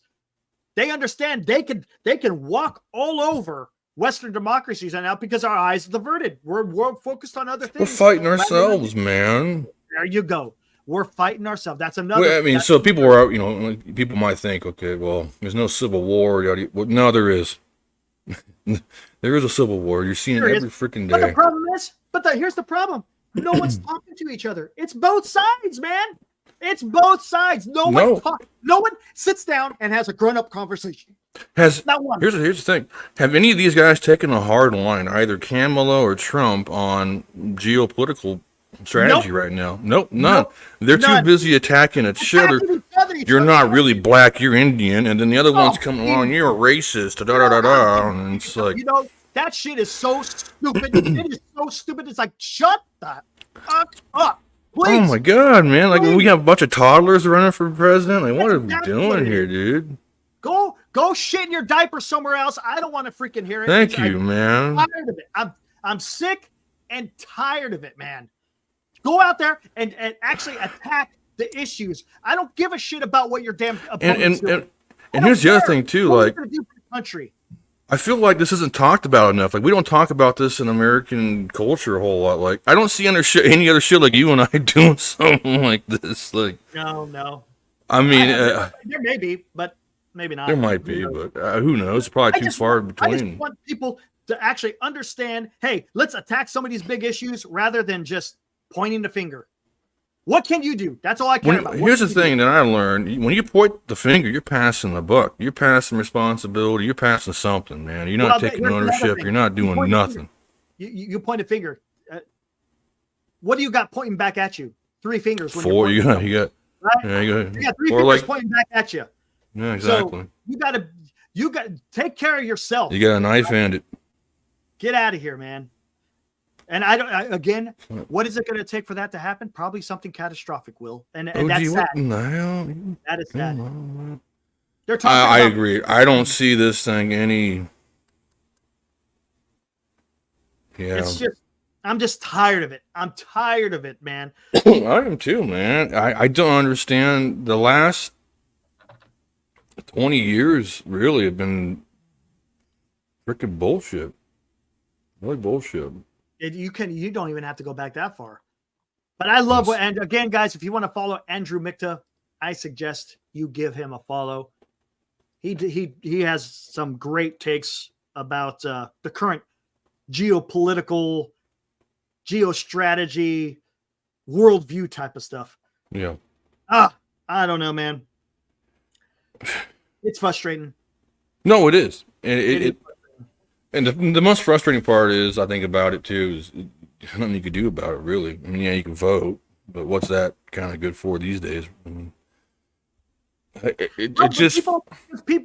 the whole damn thing, the whole ship needs ballast right now, because I like that. That's good. You can go back.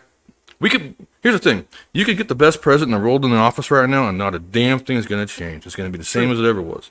And that's the other thing too, just so you guys know, in the case that Kamala does get presidency, it's going to be about as weird as it's going to get. Like your life's not going to change too much. And here's the reason why: because all this crap starts from not just top down, but the bottom up.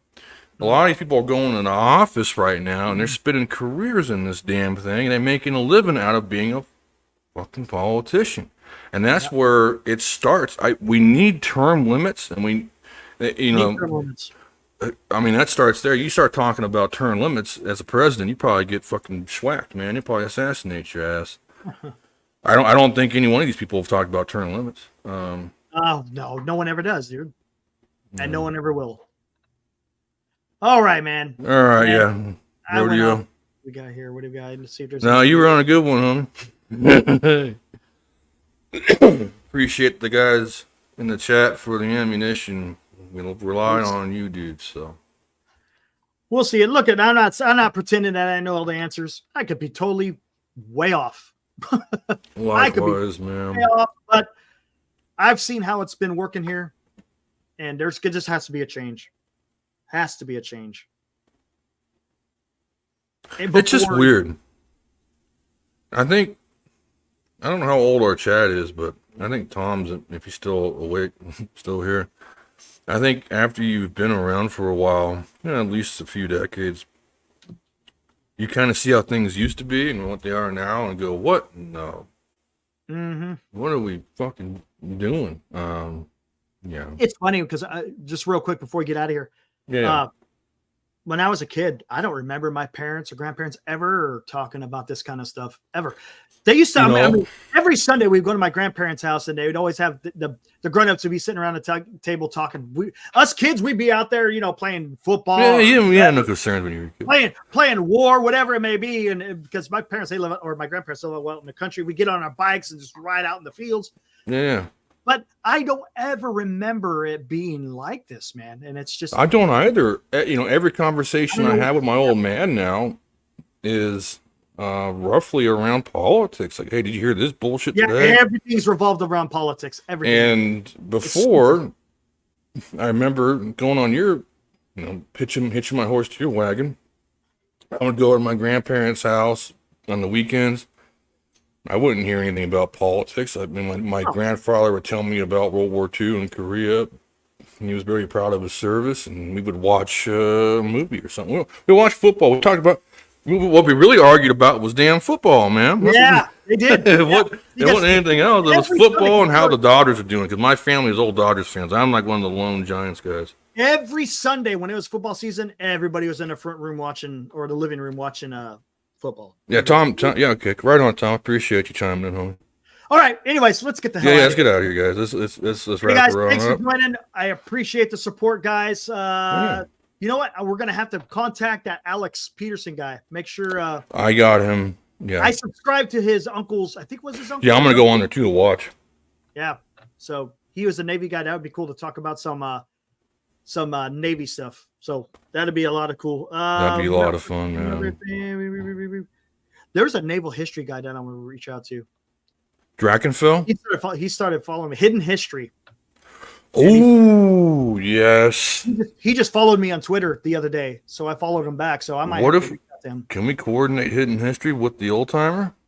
I don't know about that. We'll see. Because I kind of want to I just want to keep. Yeah, you're right. Yeah. I want to talk to the old timer, man. That'd be cool. We'll have to see. I'll have to reach We'll out. bring to him. Alex on too if he wants. Yeah, awesome. Right on. All All right, right, guys. Until the next time, appreciate it. Like I said, catch me on Giant Sports Talk Live, where we talk Giants. And you're welcome, Tom.